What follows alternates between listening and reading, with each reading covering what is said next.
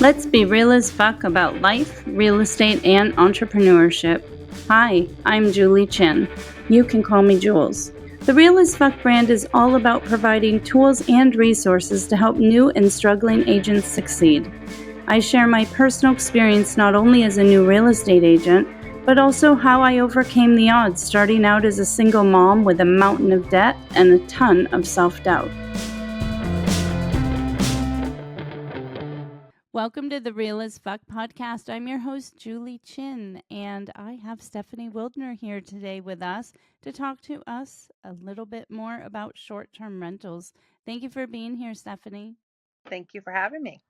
Could you tell our listeners a little bit about yourself, and your background, just in case they didn't catch our other podcast? Yes, I've been in the short-term rental space for I think going on 12 years now, and also a real estate agent that focuses primarily on buyers and sellers of short-term rental homes. And I also offer consulting services for owners of short-term rentals and help them either self-manage or help them with managing their properties. The woman of many hats. Wow. I've always been very impressed by how knowledgeable you are and how much you've always been able to juggle. Just very impressive. Well, I could be crazy too, so Well, got it. You have to have that in there. I think just being in real estate, that's a prerequisite. I think you're right. So we had chatted before, and we focused a lot about the buyer side of short-term renting. So today we thought we would focus a little bit more on the listing side because short-term rentals go both ways. So Right. we didn't want to leave that out for our new agent listeners. That's true. Yeah. So when you list a short-term rental to sell, there are things that are different to think of than when you list somebody's primary home. One of those things being that they may have guests that are already scheduled to come to the property. Mm. So if you have a home that's coming on the market and you want to do an open house or you want to have showings, it's very difficult if every weekend is booked with guests. So that's something that you'd want to talk to your seller about and find out what their calendar is like. Mhm. And there may be a better time for them to list when things are a little slower. Mhm. Mhm. Um, and they may also be in a type of contract with a property manager, if that's who they use, or even with their guests, that they won't be able to cancel those bookings or they will get a penalty if they cancel those bookings. So you Got want to it. make sure your seller is aware of that. That they look over their contract, and Airbnb began penalizing owners for canceling bookings, and it can become a pretty hefty amount of money that they have to pay out. So figuring that out. Additionally, doesn't it potentially taint their reputation with their reviews or whatever online? Is that a possibility? It does do that, but the listing, if they're transferring the listing over to the new owner, yeah, Mhm. that could definitely be a Mhm. problem because those reviews would negatively impact the incoming owner Mhm. for that. And, some owners may want to absorb those bookings if they're going to also, if the buyer is going to be renting the property, they may want to take those bookings and keep them. So there's a lot of factors to figure out about when you're listing a home Mhm. and deciding the best time to list it, when you can have the most access to the property and not interfere with a guest stay. Right. It's funny because I hadn't thought about it, but I have had so many different experiences when it comes to what you're talking about. My first ever listing I had with a stranger who became my client, because my very first listing was my boyfriend's house. But so the second one was with this owner who short term rented his property, and I knew absolutely nothing about that.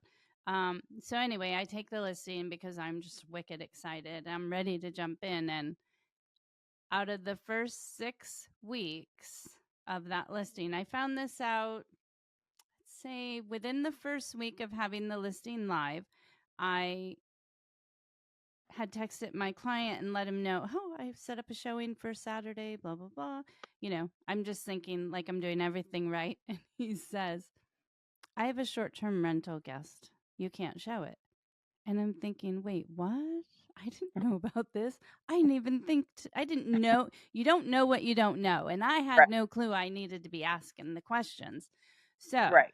I can tell you the first 6 weeks we were on the market, there was one single weekend afternoon, which was a Sunday afternoon, that I would be able to show his property. It was a Yeah, and it's nightmare.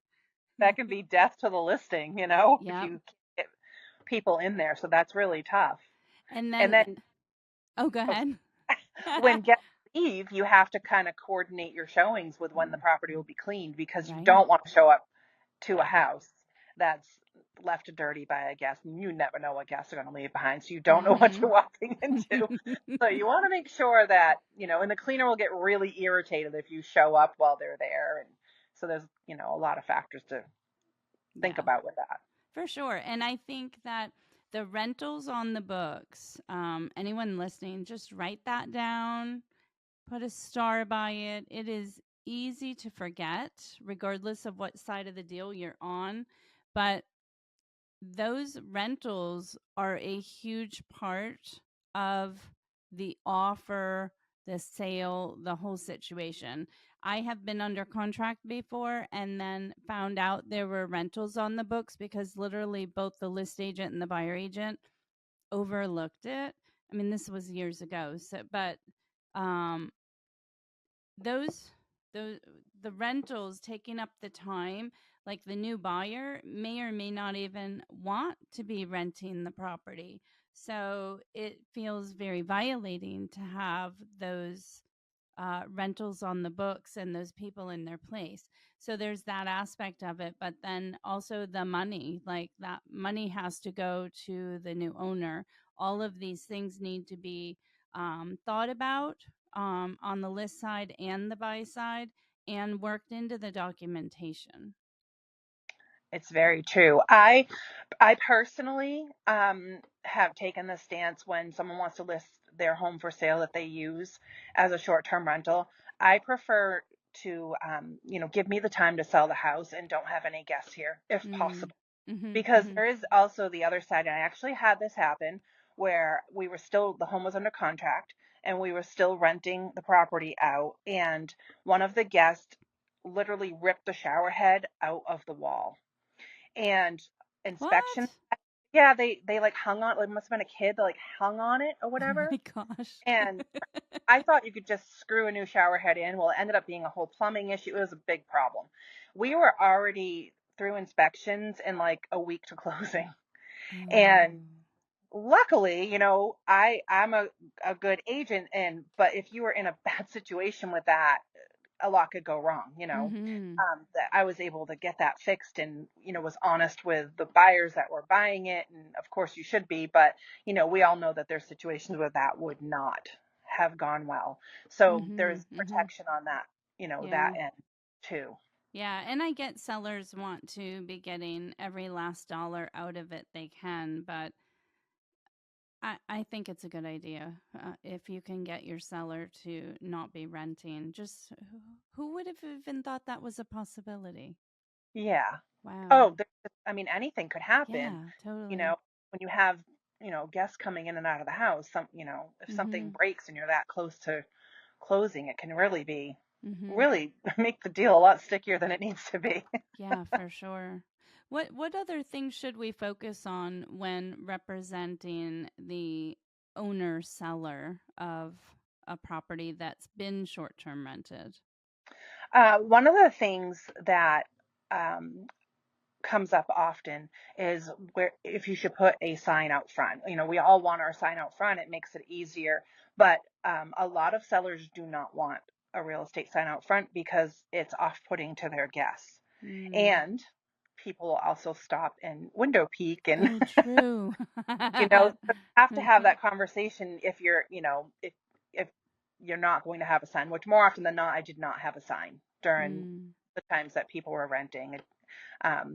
Guests would get, worried about that, or is somebody going to come to the house, or, Mhm. whatever. So Mhm. that's one conversation to have. The other thing to think about is, usually these owners are out of state. The houses are fully furnished. They don't need or want that furniture. And we all know writing furniture into an offer can really be challenging. Well, Um, lenders do not want to see it. do not want to see that, but you have to address it because the buyer may not want that furniture, or they may want a few pieces of that furniture. And I lost an entire deal on the walkthrough because furniture was to be left behind. I was a very, very new agent. I really did not know what I was doing at all with this part of it. And there was this little carved bear that the buyer had become attached to for I whatever knew reason. you were going to mention the bear. I like as I soon will as you never get started over it. down this, I'm like, I remember a bear. I was devastated. It was on the walkthrough. We were heading to closing, and the seller took the bear because it was a gift from his daughter. And the Mm. buyer just, that was it for her. She was not buying the house, I and that cannot deal fell believe that. apart. I And can't it's believe not. So, you have to list everything. You really have to list everything when you're doing that. Not on the contract, but that. Yeah, separate addendum. yes, definitely. And, Minus personal effects, which may or may not include a bear. yeah, I'm still traumatized. How many years ago is this? I believe it was 2018. And I still talk to that buyer. Like, we're still friendly. She emails me every now and then, but Oh, I wanted to good. kill her that day. I was so mad. But Did she anyway, ever I think end up buying? she did end up buying. Yes, yes. At that point, I wasn't working with her any longer. It was a messy situation, but she did not end up buying a short-term rental. She decided to get out of that game. But who knows? When you're getting to the end of the road like that, and your buyer has cold feet, maybe, because Mhm. we all go there. We wonder, are we Mhm. doing the right thing? It can be one little thing that sets them Yeah. off. So, Yeah. and so if furniture is coming or going or whatever, you have to have that discussion, because your buyer also does not want to show up to the seller having not removed anything, Right. um, and they have a house full of furniture to figure out what Yeah. needs to. Well, and it's so funny because a lot of times that seller will say, "Well, I thought I would just leave this for convenience. You might need it." And like it's so much crap everywhere. It happened to me. We have so many paint cans, and I think the house that we bought, he just went and bought whatever paint was like wrongly mixed, Oh no. because there was no rhyme or reason to the colors. I mean, one room was orange, one was peach, one was pink, and he left us all the paint colors, all the cans of paint. And I'm like, no, we do not want those. And those, you can't just throw them in the dumpster. Oh, I So, know. I I think there's something you can do with kitty litter. I feel like oh, drying out the paint, if I'm not it's mistaken. still in my garage because we've Yeah. yet to unpack that. But Yeah. the other thing that comes up often in these transactions is, in a primary home, you're getting your septic pumped, what, every, is it 3 to 5 years? I'm not sure. Well, so we actually did a podcast on septics, and I Yes. have mine pumped every year because we decide we want to use Charmin or Northern. So, to be nice to our septic system, we pump every year. Oh, see, I would pump more often because I thought that was better, and they actually told me that no, you shouldn't, because I don't know, good bacteria, I don't Right. know, Yeah. needs to build Well, up, right? there's three women plus, the teenagers' friends. So for Yep, us, once a year works. once a year. Well, we'll get homes with, I've had homes where the seller has never pumped their septic, right? It's panic, like, oh my goodness. And come to find out, more often than not, the septic was just fine, because you have periods of dormancy in the house. And Mm. when that happens, it kind of lets the septic regenerate. Not that I recommend not getting it done. It's just a different way of tackling it, where, if your seller has not had their septic pumped, don't panic. have them get it done and all of that, but it's not something that needs to always be done as often as in your primary. Mm-hmm. Or sometimes maybe it does. It depends, but it's not all that uncommon for an out of state seller not to have their septic pump because they don't have septics. So they don't think. True, true. Yeah, yeah, that's definitely a thing. I mean, I moved here from Florida and I'd never heard of septic, Yeah. and when I asked what it was, I said that's just really disgusting. Where did we move? I Yeah. remember that's exactly what I said. And wells and all of those things like town water, Right. Yeah. it's all different. So um, those are things to think about, that your seller might not even know where their septic is. They probably don't know a lot about the house sometimes because they don't live Mm-hmm. there. Yeah, yeah. And so that then directly impacts the property disclosure Yeah. also. Yeah. But So we work with it. you'll get a property disclosure back with all I don't knows. Yep. That doesn't work. The state kind of wants some of that information filled out, that's for sure. Absolutely. Absolutely. And radon too is another thing that um, a lot of second homes just don't have it tested. And then you go under contract and you find out that radon is through the roof, Mm-hmm. and have to have a mitigation system, or they have a mitigation system that hasn't been serviced. Mm-hmm. Those things just tend to fall to the wayside in a short term rental. So, would you recommend for the list agent taking on a new listing that's been an investment property for the client to go ahead and have a home inspection prior to listing, perhaps, just to maybe deal with some of these issues before it goes I on the think market? here. There's some states that they actually do that, and I don't know why we're not one that's a common practice, because I think it's a great idea to have a home inspector come through. And sometimes it doesn't even have to be a formal inspection. They'll come through and just help you with Mm, some of the things that you need to, situate or bring up to code, or whatnot. got you. All right, good information for sure. What issues, if any, would there have you seen for sellers of properties that have been short term rented? Or is there really not much of a difference between that and, say, selling a primary? I think they're easier to sell because they're already staged and they don't get messed up. So if you can, have it cleaned and ready, I think they're a pretty easy property to sell and close very quickly. That, like I said, the issues you have to address are the guest calendar and what their activity looks like on the house, and whether they want a sign out front, if that's the best practice for them, Mm-hmm. and just being sensitive that that property is being used for people that are traveling. And you need to realize that those people coming in and out of the house have a right to privacy while they're there, and you can't show the house. So that's probably the most difficult part of it. And having an open house can be hard if you don't have any weekends available, and that's usually when Yeah, people want to see those properties. yeah, for sure. A lot of times buyers will come in and they'll want to see numbers. They'll want to see rental. If, they're looking at it from that perspective, they'll want to see rental income history. Um, And they'll I, want a P&L. So having all your costs, any expenses whatsoever put together, that's definitely a conversation, right? That so the an agent should interesting, have. yeah, I had an interesting situation that I never even thought of, but I had a seller who had a very profitable short-term rental and was selling it. And, I was so excited about this because it was such a moneymaker. It was a great house.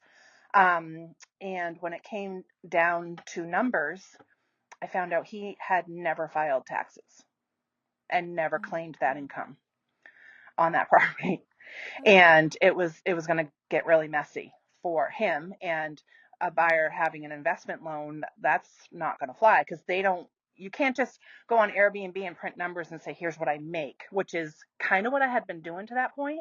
Mm, And yeah, they needed to see tax returns because this was an investment loan they were coming in. And then I found out that he had actually never filed taxes and I'm not claimed it. sure I'm not in this space, so I don't know, but I'm not sure it would have occurred to me that I, Yeah, I need to go tell the IRS I rented out my property, which I have not. But yeah, I don't think it would have occurred to me, but who knows?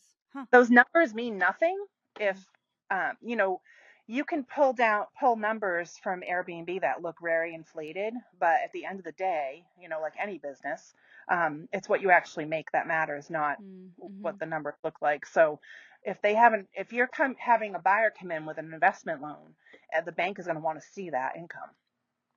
And if you can't provide it because there's no tax documents, then you're done. So Wow. very embarrassing for me because it was the first time that had ever come up in a sale. Hmm.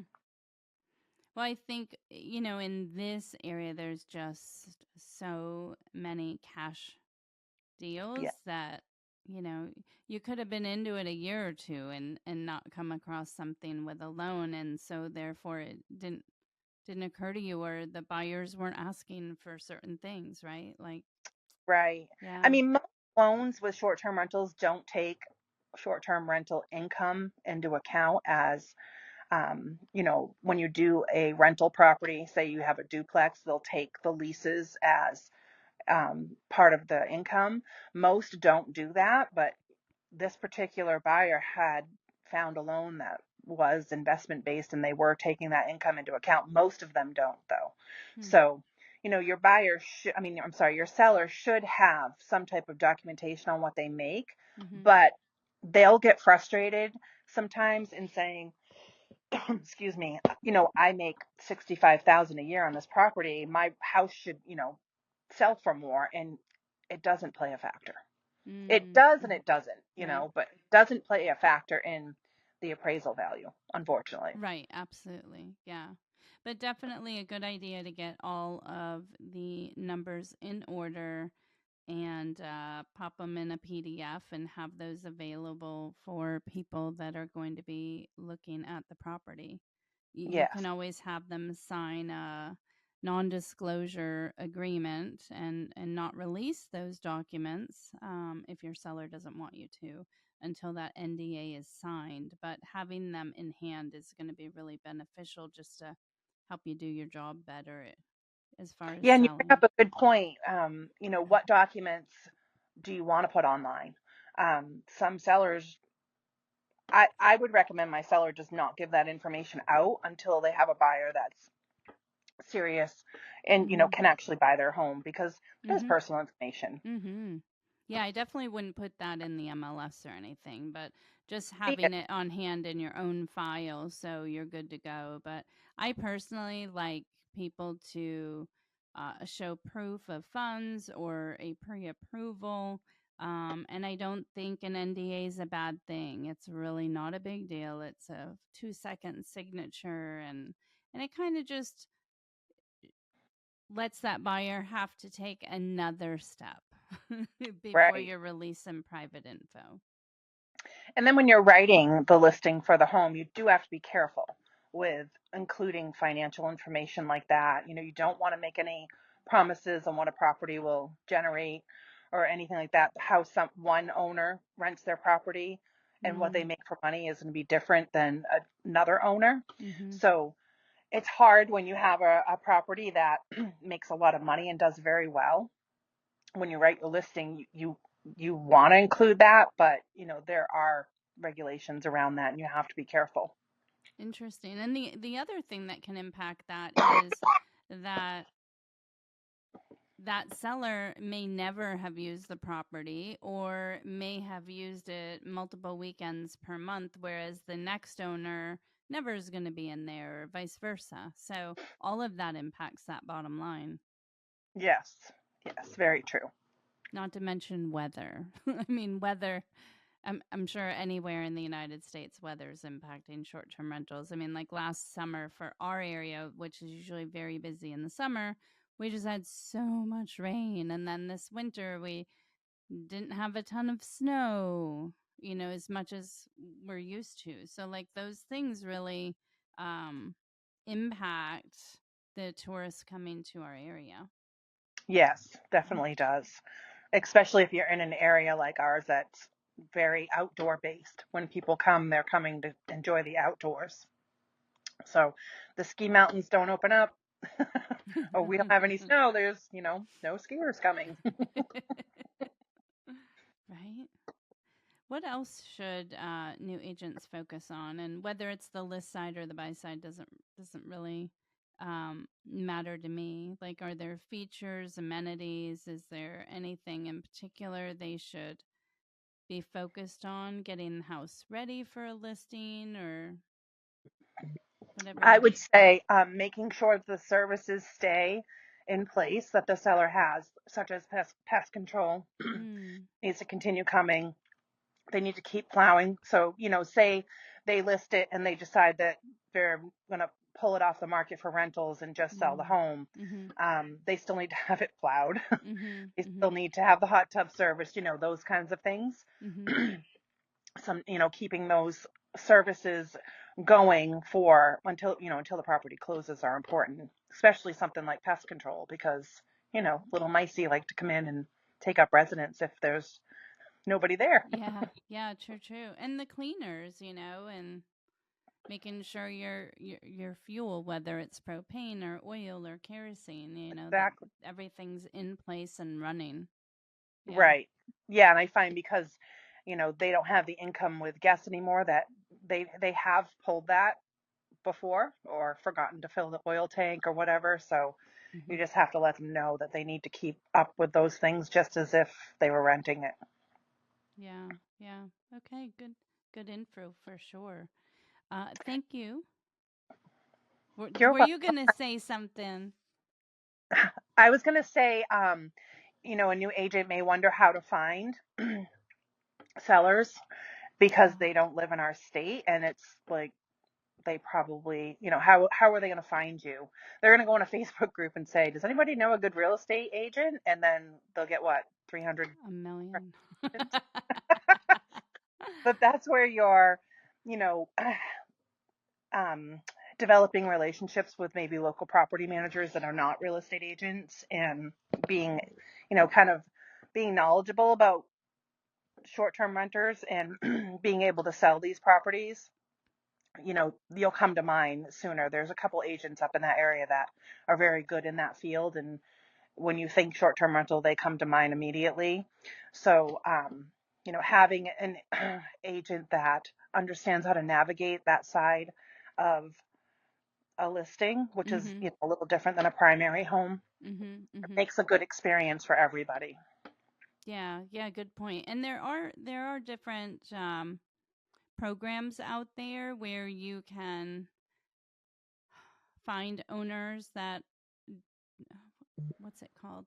I don't know why I'm You blanking. can't, yeah, it's like you can't farm an area with local postcards Yeah, no. to tourist area. You have to be able to get those addresses, and there are ways to get those. I used to go on the MLS and be able to pull those addresses, and I haven't done it in a long time, so I don't know if that service is still there, to be able to send out information to those sellers. I Was mean, it sorry, owners of those homes. was it to owners that don't occupy that as a primary? Were you able to differentiate that? Yes, you can put owners that don't that have a secondary address, I think was the button. I'd have to look. It Yeah. was either a secondary address or um, owners that there's a section in there, owners that don't live there or Mhm. something to Mhm. that effect. And it'll separate and it will give you the actual address of the homeowner Yeah. or Yeah. tax records too. Yeah. Tax records, Vulcan 7, property, what was that one called? I'll figure out what the other one. I had it for like 2 years and that And one getting I a loved. referral network with other, like Keller Williams has a referral network, having other agents in other states Mhm. be able to refer you. There's, lots of websites with people that, I'm sorry, not websites, like groups, like Bigger Mhm. Pockets is one of them. Mhm. that that's where sellers kind of hang out. So if you really want to, target that, uh, those would be the groups to get familiar with, as well as, knowing that you can't farm a local area that way. And ironically, I've always found the local newspaper is a good place to advertise, because when people are traveling, they're picking up that paper because they're, I think newspaper advertising is dead in a lot of areas, but when it comes to that kind of thing, the more they see your face, and don't be afraid to take out an ad in your local paper, because those are in every restaurant and every shopping place, and a homeowner will come up and, grab the paper, see what's going on. Yeah, that makes a lot of sense. I don't tend to think of the newspaper, and I think I'm probably not alone in that. So that's definitely great advice. Yeah, I've always had good success with the newspaper. Huh, good to know. All right, I'll let you know if I take out an ad this year. Well, I always grab the newspaper, so I'll see it. I love reading the newspaper. I would read it more if it came to my door, but I don't really Yeah, have a that's good excuse because I do go to the gym now and it's right there when I walk in. And yeah, usually I look at the cover and then I go to my workout. So there's got to be something that grabs me on that front page. yeah, yeah. Oh, I'm so lazy now. Oh my goodness. Well, thank you so much for that. And I love that you thought to add helping new agents find these leads. I think that's super valuable. Really appreciate your time and coming on today and sharing. It's a great segment of the market to specialize in, really. I think it is. Well, and as long as the agent does their homework, like don't just hop Yeah. into it blindly, because like anything, you want to do a great job and be offering value to your clients. Yes, absolutely. That's what we're here for. Right? And in the face of everything that's going on this year with NAR, I think it's definitely a great option for people to expand and specialize as long as they do their due diligence and put in the effort to be able to come forward with a lot of knowledge and value, even if you don't have the experience. If you've done your homework, you're still coming to the table with value. Right. And that's, when we have to work with buyers moving forward, showing your value is more important than it's ever been. Mm, for You sure. can take an area to specialize in, and they really know that you know what you're talking about and have that confidence. It's always better anyway, no matter what your commission is. But when negotiating your commission on the buy side, if things go as they say, it'd be really important to maybe narrow down your focus a little more as an agent, and not focus on every client. I might not do a ton of sales a year, but I love what I do, and I'm specialized with my clients, and I have them for life. So it took a few years for me to have, a book of business where people would always call me back, but they know that I know this industry and they'll refer me to other people. So, you Mm-hmm. know, don't be afraid to specialize as an agent in whatever industry it is, and really get to know that market that you're serving within real estate, because it's vast. You could be a first home buyer specialist. You could be, a VA buyer, whatever it is. I think niching down a little more will probably help agents with this whole change and how Mm-hmm. things are going. That's my Mm-hmm. opinion. Yeah, yeah, definitely a possibility.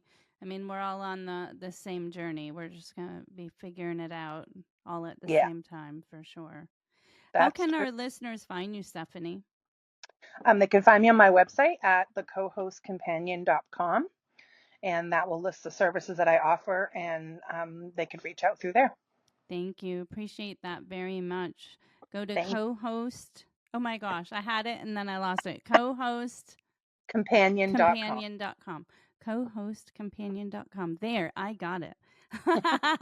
Well, we just wing it here. We keep it real, whether Yeah, whether I fuck it up or not. Thanks for tuning in, everyone. Steph, thanks for your time. Co-host companion.com. I'm your host, Julie Chin. and I appreciate you listening. Reach out to us and find us on social media at Real AF Program and let us know what you think and what you want to hear.